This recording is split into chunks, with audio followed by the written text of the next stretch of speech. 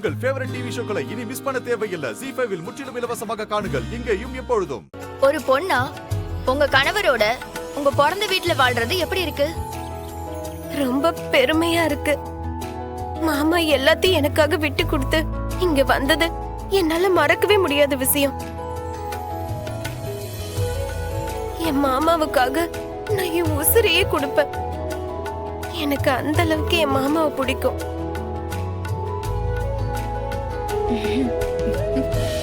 நீங்க சொல்லுங்க. நீங்க ஸ்கூல் பிரின்சிபல், உங்க கணவர் ஒரு டீச்சர், ஒரே இடத்துல வேலை, இப்போ வாழ்க்கையும் ஒரே இடத்துல. உங்க எண்ணத்தை சொல்லுங்க. என்ன சொல்ல? ஒண்ணுதான் சொல்லணும். பொண்ணுங்களுக்கு பிறந்த வீட்டுல, அதுவும் எங்க அண்ணன் மாதிரி எங்க மேல உயிரிய வச்சிருக்கிறவங்க வீட்டுல பாதுகாப்பும் சந்தோஷமும் ரொம்ப அதிகமா இருக்கும். வாக்கப்பட்டு போற இடத்துலயும் அதே பாதுகாப்பையும் சந்தோஷத்தையும் நாங்க எதிர்பார்ப்போம். அங்க எனக்கு பாதுகாப்பு இருந்திருந்தா நான் இங்க திரும்பி வரத பத்தி யோசிச்சிருக்கவே மாட்டேன். நானும் கூட கல்யாணம் பண்ணிக்கிட்டாலும் இங்க இதே வீட்டுலதான் நானும் என் வீட்டுக்காரரும் வாழ போறோம்.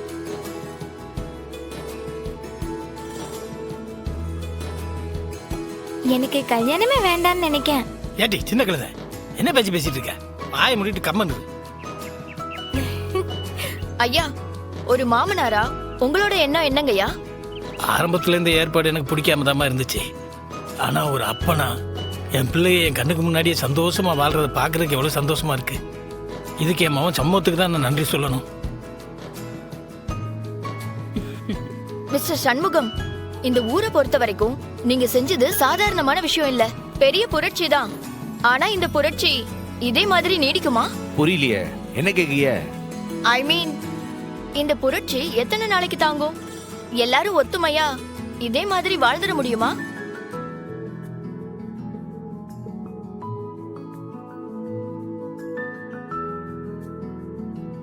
அதுக்கு எந்த உத்தரவாதமும் கொடுக்க முடியாது. ஆனா கடைசி வரைக்கும் இந்த குடும்பம் இப்படியே வாழ்ந்துரும்ன்றத நான் நம்புதேன். ஓகே சார், அடுத்த வருஷம் பொங்கலுக்கு நாங்க பேட்டி எடுக்க வரோம். அது வரைக்கும் இந்த குடும்பம் உடையாம இதே மாதிரி இருப்பீங்கன்னு சொல்ல முடியுமா?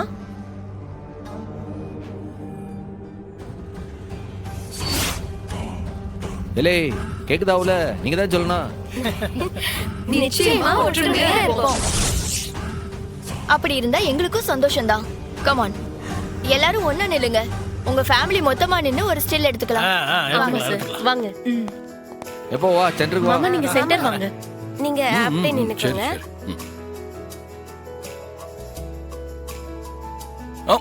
ஒரு நிமிஷம். நானும் இந்த ஃபேமிலி தான். இவன் எங்க? ஹாப்பி பொங்கல். ஒத்த குரங்கு மாதிரி சுத்துதேன்னு சொன்னதுல இருந்து ஒத்த குரங்கு மாதிரி தாவிட்டு இருக்கா. எடுங்க, இந்த குடும்பத்துல ஒரு திஷ்டி மாதிரி நிக்கிட்ட அவன.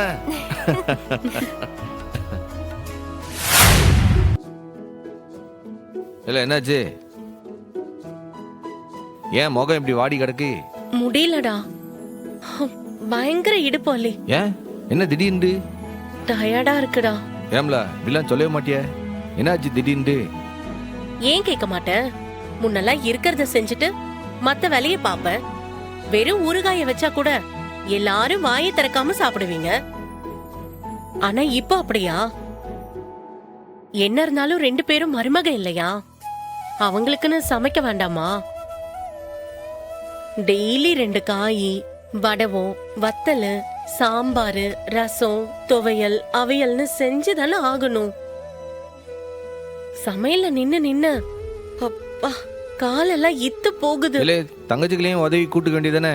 இசைக்கு கடையை கவனிக்கணும், ரத்னாவுக்கு அவளோட வேலை இருக்கு, கனி இன்னும் படிக்கிறா, வீரா மட்டும்தான் கூட மாட நிக்கிறான். அவளுக்கும் வேலை கிடைச்சிருச்சுன்னா ஏன் பாடு திண்டாட்டம் தான். உனக்கு என்ன சொல்றதுன்னு எனக்கு தெரியலையே. முடியலடா, தினமும் வேலையா, இடுப்பு அப்படியே உடையுது. ஏம்ல, மாப்பிள்ளைங்க நம்ம வீட்டுக்கே வந்தா தங்கச்சிகளெல்லாம் நல்லா சந்தோஷமா பாத்துக்கிடுவானுன்னு நினைச்சேன். ஆனா இதுல இப்படி ஒரு சிக்கல் இருக்குன்னு நான் யோசிக்கவே இல்லையே. இதுதான் ஆரம்பம். இனி போக போகதான் இதுக்குள்ள என்னெல்லாம் சிரமம் இருக்குன்னு தெரியும். பத்திரிக்கைக்காரங்க கேட்டப்போ எனக்கு பக்குன்னு இருந்துச்சு. அவங்க சொன்ன மாதிரி ஒரே வருஷத்துல இந்த குடும்பத்தோட ஒத்துமை குலைஞ்சிட்டா அப்பா நினைக்கவே நடுக்கமா இருக்குடா. ஆரம்பத்துல நீ இப்படி ஒரு முடிவு எடுத்தது எனக்கு பிடிக்கலதான். ஆனா நான் அதுல இப்போ கமிட்டடா இருக்கேன். ஒரு நாளும் நீ தோத்து போக நான் விடவே மாட்டேன். இத்தனையும் உனக்காக தான். நீ தோத்து போயிடக்கூடாதுன்றதுக்காக தான் இதெல்லாம் நான் பண்றேன்.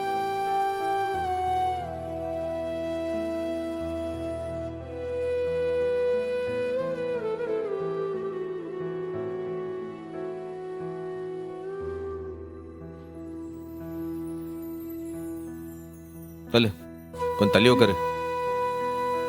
ஏய் ம் சொல்லு. ஏய் என்னடா பண்ற? ஏய் வேண்டாம் விடுடா. இல்லை நான் சொல்றேன்ல. நான் அமுக்கி விடுறேன்ல. இல்லை ஏன் பொண்டாட்டிக்கால நான் அமுக்குனா உனக்கு என்ன? ஐயோ.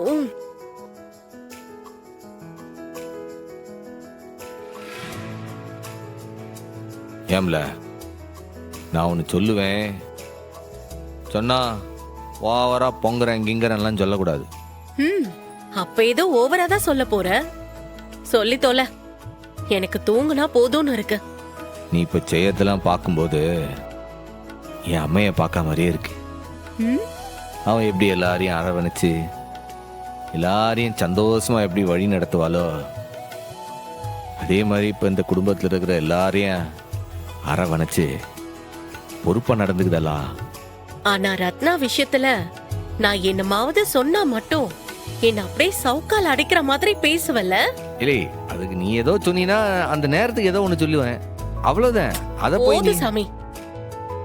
காலை புடிச்சு விடுறியா இல்ல காலை வார வரையான்னு சந்தேகமா தான் இருந்தது. இப்ப கிளியர் ஆயிடுச்சு. நீ காலை வாரதான் பாக்குற. காலை விடு. ஏம்ல அது சொன்னோம்ல, நான் ஏதோ ஒன்று சொல்லுவேன், நீ குறுக்கில் எதுவும் பேசக்கூடாதுன்ட்டு. இனி ஒரு உண்மையை கூட சொல்ல விட மாட்டியா? டேய் நான் என்ன இன்னைக்கு அவங்க அம்மாவோட பொறுப்பு எடுத்துக்கிட்டு நடக்கிறேன்? எப்போ அத்தை போனாங்களோ அப்போத்துல இருந்து அவங்க இடத்துல இருந்து தான் நான் வேலை எல்லாம் பாக்குறேன். என்னமோ திடீர்னு இன்னைக்குதான் எனக்கு பொறுப்பு வந்த மாதிரி பேசுற நீ. அதுவும் உங்க மச்சான்லாம் வந்ததுக்கு அப்புறம் உனக்கு திடீர்னு ஞான கண்ணு திறக்குது பாத்தியா? அத நினைச்சாதான் எனக்கு புல்லு அரிக்குது. ஏம்ல முன்னாடியே தோணுச்சு, ஆனா நீதான் சொல்லுதேன். போதும் போதும். காலையில ஏகப்பட்ட வேலை கிடக்குது. எனக்கு சத்தியமா ரொம்ப டயர்டா இருக்கு. நான் தூங்குறேன். உடம்பெல்லாம் ரொம்ப அசதியா இருக்கு. தூங்கட்டுமா? காலை விடு. இல்லை, போதும். இன்னும் கொஞ்ச நேரம் அமுக்குதானே. ஏய் காலை விடுடா. தூங்கணும் ப்ளீஸ். கீழே போடா. ஏலே என்னல போடா. கீழே படுத்தா மேலே ஏறி படுங்க, மேல வந்து உட்காந்தா கீழே போய் படுங்க.